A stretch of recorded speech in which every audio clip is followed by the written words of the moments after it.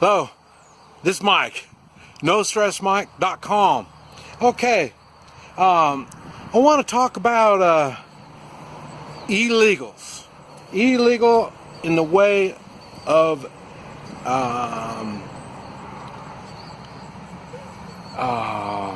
invaders, I guess you would call them. People outside the United States, citizens of other places, and they sneak in to the United States.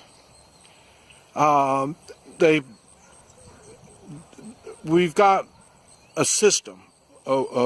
There's laws. There's things that you do. There's procedures you do to get into the United States, even to come visit. So, and this is what I'm going to talk about. The people that didn't do all this stuff. Okay, now, what got me is they're whiners. And the people that stand up for them, they are whiners. And you know already, I don't do well with whiners. If you have a problem, you get it fixed. And when you cause a problem for yourself, you learn from that problem. In other words, you don't do the same problem again. And some problems, they're done and you've already screwed it up. Okay, once you did that, now what you have to do is do it right. Fix the problem. Just because you screwed something up doesn't mean you just, okay, I screwed up, I'm sorry, and you move on. No. You make it up. You do good with that problem. You make that problem so it's not a problem. When you do that, not only you are better inside, but other people look at you as more of an achiever. And the reason is we all have problems. It's dealing with these problems. Some people deal with them and some don't. They whine, feel sorry for me, and all this kind of crap. And so I don't feel sorry for illegal immigrants. Now, half of my family, when I was born and growing up, half of my family were illegals. Chinese are not really welcome in the United States. They never have. They used them for the railroad, and that's basically all the need that they had for Chinese immigrants. And even at that time, they had them leave when they got done with the railroad. And a lot of them, you know, bailed. They took off. Okay. But also, like I say, I've already made a video talking about the procedures the Chinese have to go through to come to the United States. But anyway, so there's, and well, let me take a little bit. Okay, you put your name on the thing, you apply. And it'll take, at that time, it took, maybe 7 to 8 years before you would come. Well, by the time 7 to 8 years comes up, your life has changed already. And maybe you're not wanting to come to the United States anymore after that. Or maybe you died. And so now your name is still on the list. Now, so what happens, somebody will take that name. Normally a family member will sell that name to somebody else. Or like you say, if you're still alive, you will, and your life's changed and you don't want to come to the United States, you will sell your name to somebody else. And so, and that's how half of my family got to the United States. Well, I'm just guessing about half. And the reason is I found out as I got older, well, they're really not a mall. They're really not. They got the mall name, but they're not a mall. They're not relation. You know, there's no family resemblance. There's lots of. So that's how I learned this stuff. Okay, so now what they did as illegals, illegal immigrants. Okay, they came to the United States for the purpose of economics. They weren't being hunted down and killed. You know, that's the idea of taking refuge in the United States. Other than that, you have to go through the process. Now, if you can prove they're hunting you down, they want to kill you, the government, wherever you're from, you might be able to speed the process up and get in here. But most of the time, people come for the economic opportunities. My family was no different. Now, they knew they were illegal. And with that, they knew they don't break the law. You notice Chinese, you don't find very many illegal Chinese. I mean, law-breaking Chinese. And the reason is, they've already broken one law. They've already broken one. And if they break another law, it's not that they're going to go to jail, they're going to be sent back to China. Now, what they do is, so they keep a low profile, and that's why now you don't see it so much, but when I was a child, most Chinese owned businesses. Because why? You couldn't get a job. You don't have a Social Security. You don't have all this stuff. So you're doing like this. You start your business and you create an income. You create a life. And in time, you get lawyers and you get smart. You get smarter about the laws. And then you get lawyers, you pay lawyers, and then they start the procedure, and then they can make things happen. There's ways to make things happen. They didn't whine. Okay, what got me is Obama, when I was in Guatemala, and Obama said something about, well, people can come to the United States. Well, what it came out as, if you've got relation in the United States, you can come. It didn't matter if they were illegal relation or not. And are we talking about your grandmother or father or something like that? No, we're talking about cousins, great cousins. I mean, long ways away, anybody. And that's the way they took it in Guatemala. Man, they started pouring up here when Obama said that.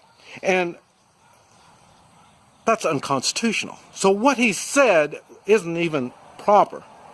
So he made an executive order, and now people think this executive order is law. It's not. It's unconstitutional and it's immoral. And it shouldn't be. And what got me is I was listening to NPR, the communist radio station, and they had a Korean guy, and he came to the United States when he was a teenager. I mean, like 14, something like that. His mom and dad brought him over. They were here illegal, and they brought him over. But remember, Obama's thing was, well, it's okay. These are kids. Leave the kids. Well, that's the kids, but also their parents. So now the whole bunch is illegal. Now the kid is worried. This is what he knows is the United States. Okay, he's right. That is what he knows. Something else he knows he can break the law. He knows laws mean nothing here in the United States. He also knows that Obama didn't have the right to invite him in or let him stay in. But he broke the law. So everything around him is nothing but lawbreakers. So there's no substance in the way of, what do we do now? You know what I mean? Well, I'll tell you what he should do now is, and I'm nasty about this. I am. And that's because I've lived it. I've done this. I go to foreign countries. You stay one day past your visa, you have problems. They have immigration laws also. try to move to these foreign countries and see what you got to go through. And so, but what? We are law-abiding people. These immigrants, these illegal immigrants, are not law-abiding. There are immigrants that have went through the system, have put in their time to become legal immigrants. I admire them. What they did is they wanted to become an American. That is why they went through the steps to be in the United States legally. They wanted to become an American. They want to go after the American dream. And the way you do it is legal. Now, remember I was talking about all these immigrants coming from Guatemala? They're coming from all over. And even when they're coming through Guatemala, I mean, there were Europeans coming through, Russians, there was all kinds of illegals coming through. None of them wanted to become an American. What they want is money. They come to the United States to make money.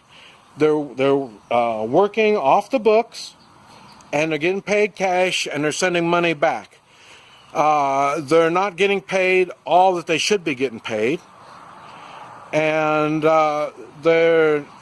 they don't live in standards like the American dream would want you to strive for. And the reason is they're illegals. As a matter of fact, they're close to slaves. They're close to human trafficking. And let me share some more with you. I've had restaurants, and there at the end, I was using illegal immigrants to wash dishes. What do they say? Well, it's because Americans don't want to do this stuff? Yeah, you're right. And why? Why don't Americans don't want to do it? It's because Americans aren't taught to work. Dishwashing is a good job for a teenage young man. He learns responsibility. He learns how to do something with his life. But instead of that, we don't want our young people working. I'm surprised how many people come out of college and have never even had a job. They don't know how to work. They don't know how to work their way up. That's why everything is screwed up. You don't want to, this country doesn't want to face the facts. But illegals are illegal. I don't feel sorry for them. And there's no reason to feel sorry for them. They know what they're into. Even the Korean boy I was talking about, he knows he's here illegal. If he was smart, and if he truly wanted to be an American, along with his parents, would go back to Korea and start going through the steps of coming to the United States legally. Then I would admire him and admire his family. But since they're not, I feel like they're screwing us. They're screwing our system. They're sucking from our system. The education, we gave them education. I'm sure they want that free medical also. You know what I mean? They don't learn how to take responsibility. That's what happens to illegals. They don't learn this stuff. They learn how to take. I'm sorry. When you're an illegal immigrant, you are an illegal immigrant. You have no right to be here in the United States. If you want to make it right, get your ass out and go through the process and come back. This is Mike. NoStressMike.com.